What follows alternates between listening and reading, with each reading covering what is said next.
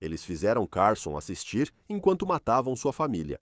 Ele foi forçado a se ajoelhar com um cultista de túnica vermelha de cada lado, mãos agarradas em seus ombros. A magia sárquica deles, a carnomancia, congelou os músculos dele no lugar. Ele não conseguia se mover, não conseguia falar, e dos cantos dos olhos escorriam lágrimas que rolavam por suas bochechas machucadas. Os monstros retorcidos, que estavam mortos no tapete à sua frente, tinham sido um dia as pessoas que ele mais amava no mundo. O mais cruel era que eles os transformavam antes de matá-los, sem nem permitir que morressem como humanos. E é claro, o padre Vezarian presidiu tudo aquilo. É justo, disse Carson Vezarian, enquanto parecia deslizar pela sala em direção ao homem paralisado. Você feriu minha família primeiro? Não é justo que eu retribua o favor? Carson queria gritar. Ele queria se libertar das amarras sárquicas que o mantinham preso e envolver as mãos em torno do pescoço pálido de Vezarian para derrubá-lo no chão. Em um turbilhão de vestes roxas, tentou estrangulá-lo por 1000 anos, mas não podia. Sentia-se tão impotente quanto sua família. Padre Vezarian ajoelhou diante de Carson para que pudessem se encarar. Claro, ele tinha muito mais olhos que Carson e pelo menos o dobro de bocas. Ele tinha um rosto terrivelmente inumano, resultado de tantos rituais carnomânticos de carne. O mesmo rosto que ele viu durante sua missão secreta na Sibéria, infiltrado em um biolaboratório. Durante o domínio do culto sárquico de Vezarian, Carson atuava como principal agente de campo da Fundação SCP, especializado em infiltração, espionagem e combate corpo a corpo. Ele foi escolhido pelo Conselho U5, que elogiou suas missões anteriores, seu conhecimento sobre cultos sárquicos e técnicas para neutralizar suas habilidades em combate, fizeram dele o candidato ideal para destruir o biolaboratório antes que desenvolvessem um vírus que poderia destruir o mundo. Ele havia cumprido sua missão, matou os sárquicos e destruiu o laboratório, e nesse processo colocou a si mesmo e sua família na mira do culto de Vezarian. E agora eles vieram cobrar. Eu não vou te matar hoje, Carson, disse Vezarian, falando devagar, para ter certeza de que Carson estava absorvendo cada palavra. Por mais que eu tenha certeza de que você não me faria o mesmo favor, você é mais valioso para mim, vivo, de uma forma que lembre aos hereges da Fundação SCP do que somos capazes. Mas vou te deixar um presente. O padre Vezarian estendeu a mão de 6 dedos e a colocou no peito de Carson.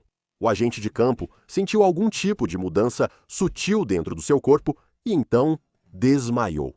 Quando ele acordou novamente, ele estava no chão da sala, cercado pelos cadáveres monstruosos da família transfigurada, enquanto outros agentes da Fundação SCP invadiam o cômodo para limpar a bagunça. E que bagunça horrível era aquela! Carson relatou aos homens que o resgataram o ocorrido, a vingança do culto Vezariano, o destino de sua família e o feitiço lançado por Vezariano. Ele passou por uma análise médica completa, que diagnosticou o presente deixado pelo líder do culto, angiosarcomas, uma forma rara de câncer de coração inoperável. Se Carson tivesse sorte, teria 6 meses de vida. Mesmo com o melhor tratamento, ele passaria os 2 últimos meses acamado e sentiria a dor. Ficar acamado ocorreu antes do esperado. Em 3 meses, ele já estava em uma enfermaria da Fundação, recebendo atendimento médico diário.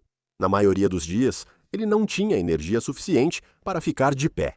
Tudo o que ele podia fazer era deitar, remoer, se arrepender e pensar em como queria se vingar por sua família e por si mesmo. Enquanto eu editava o próximo episódio sobre o assustador mistério SCP, que você verá em breve, me deparei com um programa de edição cujas habilidades parecem quase sobrenaturais. Mas esse software é totalmente real. Estou falando do Opus Clip, e se você ainda não ouviu falar dele, agora é a hora. Esse software tem habilidades que tornam meu processo de edição incrivelmente rápido e eficiente. E grandes criadores do YouTube, como Stephen Bartlett, Jubilee Logan, Paul, Mark Rober, Louis House e muitos outros já estão usando. Quem edita clipes curtos, de vídeos longos, sabe como isso é demorado, especialmente com vídeos de 3, 4 ou até 10 horas. Eu entendo bem essa sensação. O Opus Clip automatiza a edição de shorts, analisando o seu vídeo e criando clipes curtos, prontos para as redes sociais. E além de tudo isso, há um recurso chamado agendador automático que permite selecionar vários clipes e agendá-los com antecedência. Assim, seu conteúdo é publicado, enquanto você acompanha outro caso misterioso da SCP. Para agilizar o fluxo de trabalho, você pode usar o rastreamento de assunto por inteligência artificial, que detecta, rastreia e reenquadra automaticamente para manter o objeto centralizado. Quer um editor de vídeo inteligência artificial completo que corta tudo?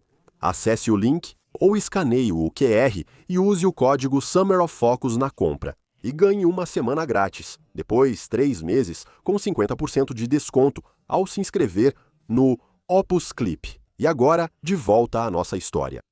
Ele até recusou uma oferta de um comprimido SCP-500, dizendo que não queria viver uma vida longa, só o suficiente para conseguir sua vingança. Ele não sabia que estava tão perto de realizar seu desejo. Um pesquisador da fundação o visitou um dia e contou uma notícia que ele jamais esperava ouvir. O pesquisador disse que o padre Vezarian e seu culto haviam sido vistos, possivelmente operando em um complexo em Utah. Carson sentiu sua pressão subir, apesar do coquetel de analgésicos que estavam lhe dando. Acho que você precisa ser o escolhido.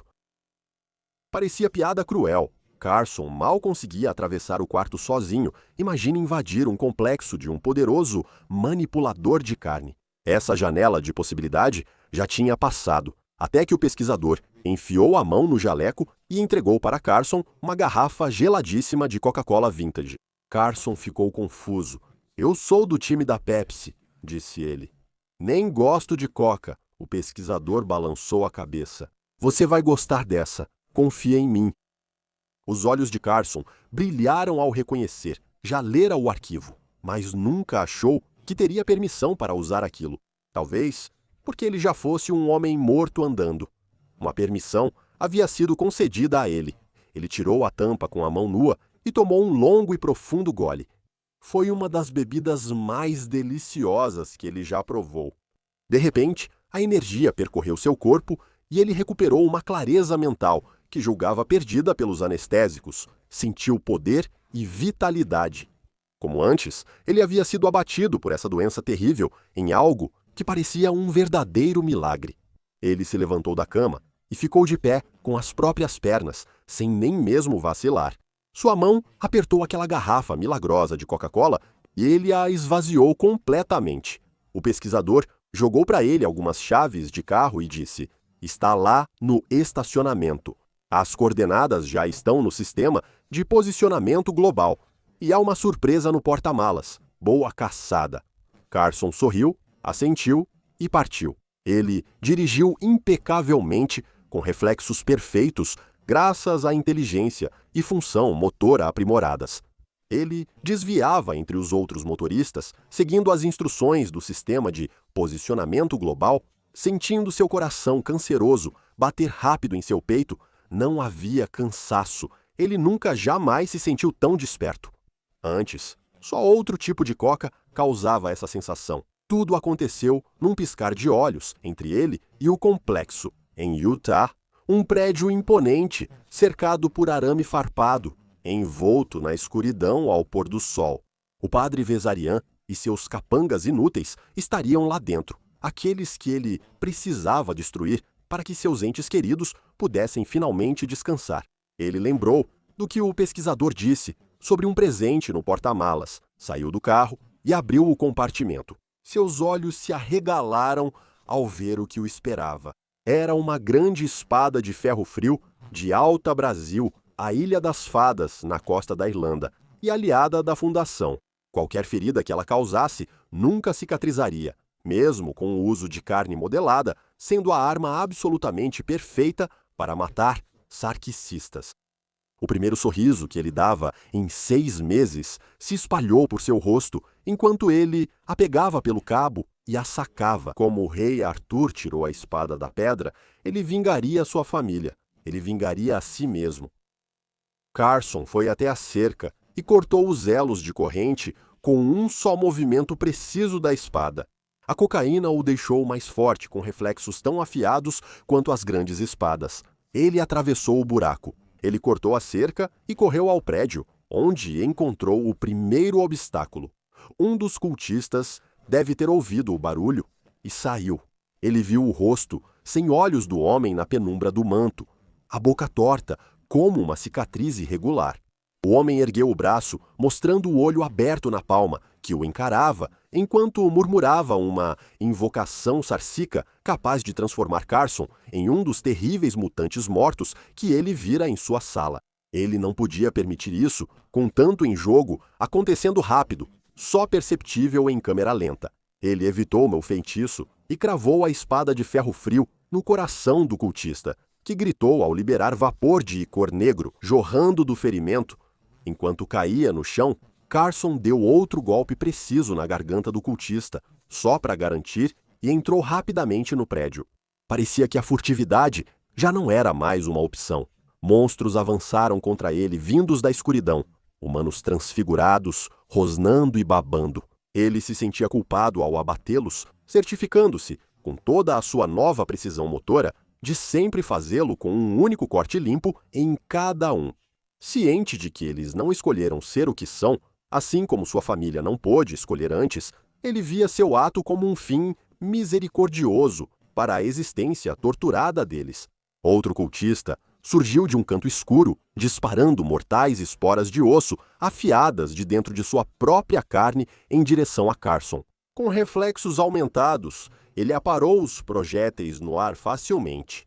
Para o absoluto terror do cultista mutante, pois para esses cultistas, aqueles que escolheram seguir os preceitos do sarcasmo, ele não tinha nenhuma simpatia. Ele avançou e os derrubou onde estavam, golpeando sua carne doente. Destruir essas coisas lhe dava grande alegria, eliminá-las da terra. Por isso, dedicou boa parte da vida à fundação para defender. Era uma catarse brutal e sangrenta. Enquanto ele percorria os corredores à procura do padre Vizariano, encontrava legiões de cultistas a cada um que enfrentava. Com o passar do tempo, ele sentia sua força, sua velocidade e sua inteligência aumentando. Tal era o poder da cocaína, elevando todos os seus atributos vitais. Apesar da dor, apesar do câncer, apesar de tudo que estava contra ele, desta vez a vingança seria dele. Carson sentia um pulso reverberando por todo o corpo, o coração ferido acelerado e a tensão em seu corpo moribundo, como um motor de carro forçado ao máximo com combustível ruim, mas ele não podia deixar isso detê-lo. Tinha que continuar até terminar o trabalho, com um chute preciso. Ele arrombou as portas com um chute e viu o padre Vizarian lá dentro, de pé em um púlpito, lendo sutras sárquicas de um grande livro encadernado em pele humana. Vizarian levantou seus muitos olhos e bocas, fazendo uma expressão que parecia algo como surpresa. Carson, ele disse. Como? Por quê? Carson forçou um sorriso, com sangue entre os dentes cerrados. Ele disse que retribuiria o favor. Nenhum dos dois esperou para falar mais. Carson avançou rapidamente, cada fibra do seu ser pulsando de expectativa. Terríveis tentáculos de carne saíram do manto do padre Vizarian, cobrindo o cômodo como uma teia e alcançando Carson, prontos para rasgar sua carne. Mas Carson era rápido demais. Depois de beber a garrafa inteira de refrigerante, enxergava a quinta dimensão. Os tentáculos pareciam se mover em sua direção lentamente. Ele baixou a lâmina e cortou os tentáculos, que caíram no chão como cenouras podres. O padre Vizarian ainda não havia terminado. Ele abriu a mão e invocou diabretes de cartilagem ferozes que gritavam e avançavam contra o agente invasor. Rasgando com garras e mordendo com dentes de agulha, nenhum deles conseguiu acertar o alvo. Carson girou a espada, atingindo e matando todos com um só golpe. As defesas de Vizarian não significavam absolutamente nada. Enquanto o sacerdote Sarkit preparava outro ataque, Carson desferiu um chute preciso, bem no centro do peito do padre Vizarian, jogando-o contra a parede. Antes que o Carnamencer pudesse se mover ou preparar outro ataque, Carson avançou e cortou seu peito com precisão experiente. Gosma negra e vapor subiram do ferimento. Carson, por favor, padre, Vizarian disse com dificuldade. Poupe-me, eu te dou tudo o que quiser. Eu posso curar sua doença. Ele não pôde deixar de rir da audácia disso. Cure isso, ele disse. A espada atravessou as costelas deformadas do peito do padre Vizariano, perfurando seu coração negro e retorcido. Ele ouvia o estertor de morte do monstro ecoando por suas bocas quebradas. Vizariano desabou contra a parede, os olhos revirando enquanto começava a derreter para fora de suas vestes. Estava feito. A vingança havia sido alcançada. A grande espada de ferro frio caiu no chão com um estrondo. Carson podia sentir a energia percorrendo cada molécula, cada átomo em seu corpo. Foco absoluto, conhecimento absoluto. Carson suspirou em paz e explodiu por todo o cômodo. Beba uma Coca-Cola, sorria e compartilhe com o mundo. Magia de verdade. Todos os slogans icônicos da Coca-Cola que sugerem a posição única que essa marca de refrigerante carbonatado ocupa no nosfera americano, desde que Papai Noel foi consolidado como um homem de bochechas rosadas e traje vermelho. Estudos de neurociência mostram que as pessoas não distinguem Coca de Pepsi em testes cegos, mas a Coca tem sabor superior. Quando a marca está visível, vemos o quanto a Coca-Cola se enraizou em nossas mentes. Então, realmente, faz sentido que, eventualmente, encontrássemos uma caixa anômala de garrafas de Coca-Cola. E é isso que chamamos de SCP-207. Talvez você ainda sorria após tomar essa Coca por 48 horas e ainda esteja vivo. Isso porque, essencialmente, o líquido doce e marrom dentro dessas garrafas de Coca-Cola Vintage é classificado como classe 2. O perigo químico vai turbinar todos os sistemas biológicos do corpo, dando ao usuário capacidades tremendas em todos os aspectos. Mas isso tem um preço. Vai matá-los pelo grande esforço imposto aos seus corpos. Vamos analisar o processo e ver o que ocorre. A fórmula da Coca SCP-207 é praticamente igual à disponível em varejistas comuns. As principais diferenças são os níveis mais altos de açúcar, cafeína e um ingrediente anômalo removido dos arquivos oficiais. Por receio de que alguém tente fazer garrafas de 207 em casa, mas não demora muito para que a escalada dos efeitos mostre o quão perigosa essa anomalia em particular pode ser.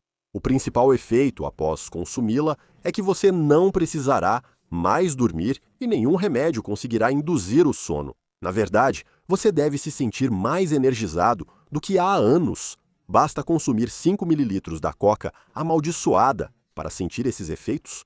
Então, não deve levar mais do que um único gole para você começar a pensar que descansar é coisa de fraco. Em geral, consumir quantidades maiores do que isso não vai fazer o efeito aumentar proporcionalmente. Terminar a garrafa inteira já mostrou induzir, digamos, efeitos mais espetaculares. Falaremos mais sobre isso em um momento. Mas a incapacidade de descansar é só o tiro de aviso antes que toda a saraivada de loucura comece.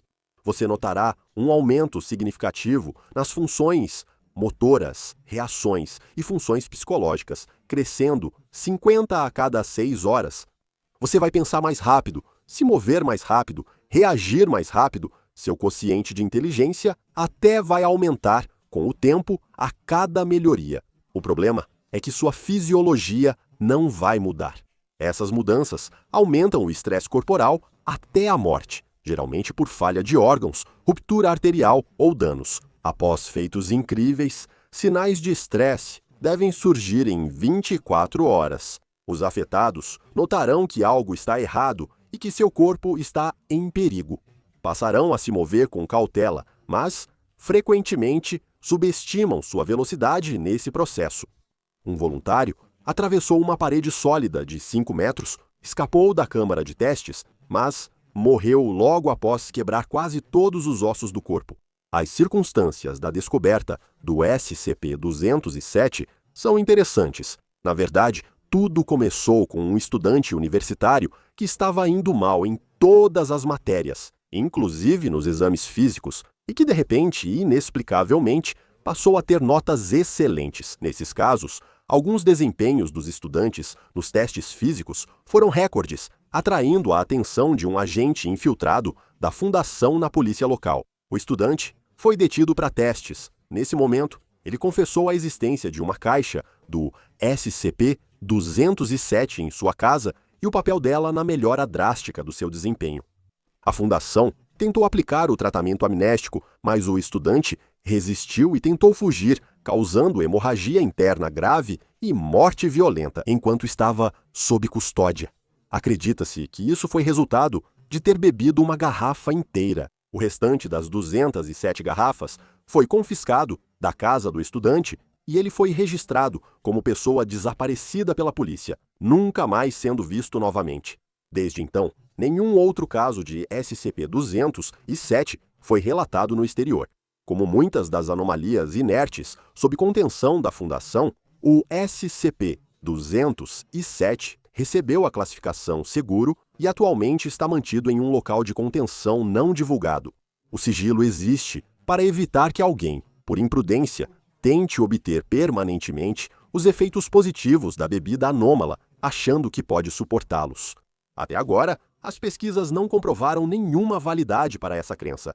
Caso você mesmo estivesse pensando em tentar, as garrafas são armazenadas em um recipiente selado à prova d'água e qualquer pesquisador ou guarda que sair das proximidades da área de armazenamento deve ser revistado minuciosamente. Para qualquer alimento ou bebida em sua posse, qualquer membro da equipe que for visto realmente bebendo qualquer quantidade do SCP-207 terá todos os seus níveis de autorização removidos e será mantido como sujeito de teste pelo curto restante de sua vida. E apenas para evitar qualquer confusão, todas as máquinas de venda automática no local, não divulgado, devem ser abastecidas apenas com refrigerantes transparentes, e qualquer alteração dessa diretriz deve ser comunicada imediatamente. Embora as habilidades e capacidades que até mesmo um único gole dessa bebida anômala possa lhe conceder sejam absolutamente incríveis, o risco dos efeitos mais prejudiciais é o motivo. Vou ficar só na Pepsi. Para garantir, veja o Patreon do Dr. Bob e torne-se pesquisador júnior hoje. Assista também a outra entrada dos arquivos do Dr. Bob, como o SCP-189 Parasita que imita cabelo.